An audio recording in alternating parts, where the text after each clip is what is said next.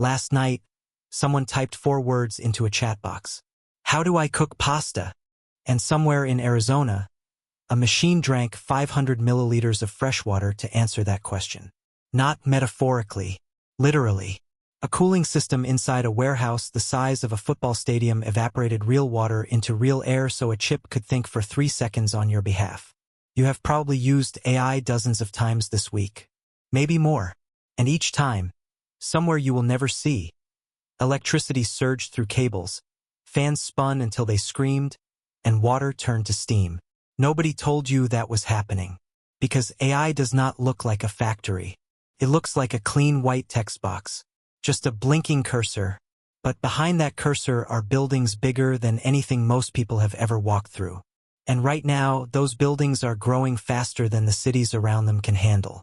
Researchers at UC Riverside published a study. They estimated that a large language model uses roughly 500 milliliters of fresh water for every 20 to 50 prompts. Half a liter. For a few questions. That sounds almost funny. Until you find out ChatGPT processes over 1 billion queries a day. Now add Google. Add Meta. Add Microsoft, Amazon, Baidu. Add the hundreds of startups nobody tracks. One AI data center can pull as much electricity as 80,000 homes. Not a street. Not a block. A city. And some of those facilities run their cooling systems nonstop. Water evaporating 24 hours a day just to stop the chips from frying. The internet stopped being software. It became industry. So what does that have to do with you? Every AI image you generate burns hundreds of times more computation than a Google search. A generated video is even worse. And that demand is hitting power grids that were built decades ago for a completely different kind of internet. You are not watching this happen from the outside. You are fuel. If you could see the Earth from space right now, you would notice something new. Across North America, Europe, Asia, bright clusters of light that did not exist 10 years ago. Not cities. Data centers. Glowing like nerve endings on a planet that is slowly being rewired to think. The Dalles is a small city in Oregon. Population around 16,000. Farms. Orchards. Dry climate. In 2006, Google built a data center there. Then another. Then another. For years, nobody in town knew exactly how much water those facilities were using. The city called it a trade secret. Google paid the city's legal fees to keep it that way. Then the Oregonian newspaper sued to get the records. The lawsuit took 13 months. When the numbers finally came out, residents found out that Google's data centers were consuming 29% of their city's entire water supply. 355 million gallons in a single year. In a town where farmers depend on the same water to grow fruit. By 2024, that number had climbed to 434 million gallons. One company's cooling system drinking more water than entire neighborhoods combined. And the Dalles is not special. It is just the one that got caught. Virginia, Texas, Iowa, Ireland, Singapore, governments everywhere competing to attract data centers with tax breaks and cheap land. Rivers that used to feed farms are now feeding cooling systems. Water that used to grow food is evaporating off the back of server racks. And nobody put that trade to a vote. But water is not even the scary part. The International Energy Agency put out a warning in 2024. Global data center electricity demand could double by 2026. Not by 2035. By 2026. And AI is the main reason. Your electricity grid, the one running your lights right now, is competing with AI data centers for the same power supply. Some areas are already seeing prices go up because utilities cannot build new capacity fast enough. And if energy costs rise because of AI demand, you pay more on your bill. Even if you have never touched ChatGPT in your life. Every convenience in history eventually became someone else's cost. It gets weirder. Tech companies have stopped waiting for the grid. They are building their own power plants. Microsoft signed a deal to restart a unit at 3 Mile Island, the same nuclear facility that had a partial meltdown in 1979. They are restarting it to power AI. Amazon bought a data center campus next to a nuclear plant in Pennsylvania. Google signed a deal with a startup called Kairos Power for a fleet of small modular nuclear reactors. Sit with that for a second. We built chatbots that help people with homework. And now we are restarting nuclear plants to keep them running. That sentence would have sounded like satire 5 years ago. But the math is simple. More capable AI needs more compute. More compute needs more power. And nobody wants to be the country that falls behind. So the machine keeps growing. Not because it wants to, because we will not let it stop. The US treats AI as a national security issue. China is pouring billions into its own chip supply chain. The Gulf states are building data center campuses in the desert. Everyone is accelerating. Because the fear of losing the AI race is bigger than the fear of burning too much energy. And when fear enters the equation, the environment usually loses. Somewhere tonight, a small town will experience a brownout. Lights flickering, air conditioning cutting out for a few seconds. And 3 miles down the road, a data center the size of 6 football fields will stay fully lit.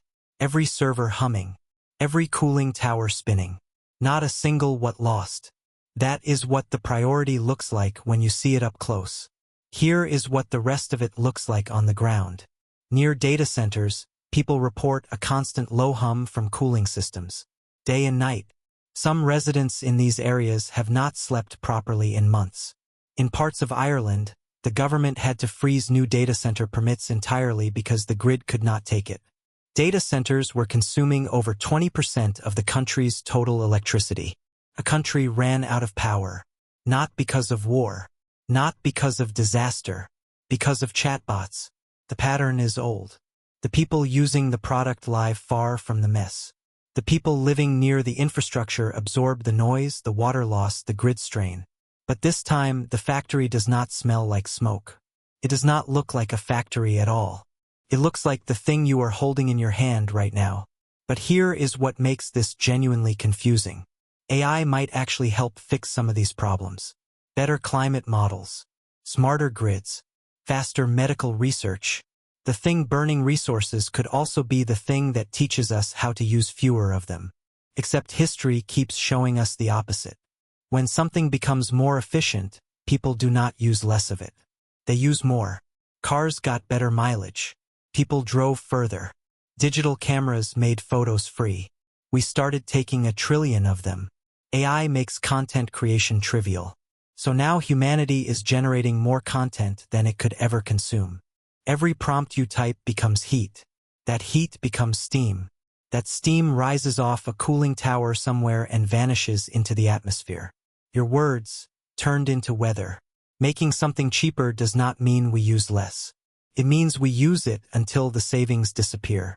And here is the part one keep coming back to. AI is becoming something you cannot walk away from. Your doctor will use it. Your boss will expect you to use it. Your kid's teacher might already be using it. Once hospitals run on AI diagnostics and governments run on AI logistics, nobody is turning the servers off. The infrastructure becomes permanent. The energy demand becomes something no politician will touch. The machine does not need to think to become unstoppable. It just needs us to need it. I should be honest with you. I used AI to research parts of this video. I use it almost every day for work. And I have no idea whether that makes me someone adapting or someone feeding the problem. Last month I tried a week without any AI tools. Everything took 3 times longer. The output was probably worse. But the part that actually scared me was not the slowdown. It was sitting in front of a blank page and realizing I had forgotten how to start. That is the trap. Not that AI is dangerous. Not that it is trying to hurt anyone. It just gives you so much leverage that quitting feels stupid. And that is exactly how you stop noticing the cost. Every civilization was built on burning something. Wood, coal, oil, gas. And now maybe intelligence. We used to pull dead plants out of the ground to power factories. Now we pull electricity out of the grid to manufacture thought. And the price of that is showing up in water bills, electricity rates, and air quality reports. Right now. In real towns. If you zoomed out far enough, you would see it happening everywhere at once. Oceans of freshwater being pumped into pipes that feed machines answering billions of questions every day. An entire planet slowly reorganizing itself around the demand of artificial intelligence. The question is not whether AI changes things. It already did. The question is whether you know what your next prompt costs. Not in money, in water that someone else will not drink, in power pulled from a grid your neighbor depends on. The cloud was never weightless. Maybe the future does not run out of intelligence. Maybe it runs out of everything it needs to stay alive.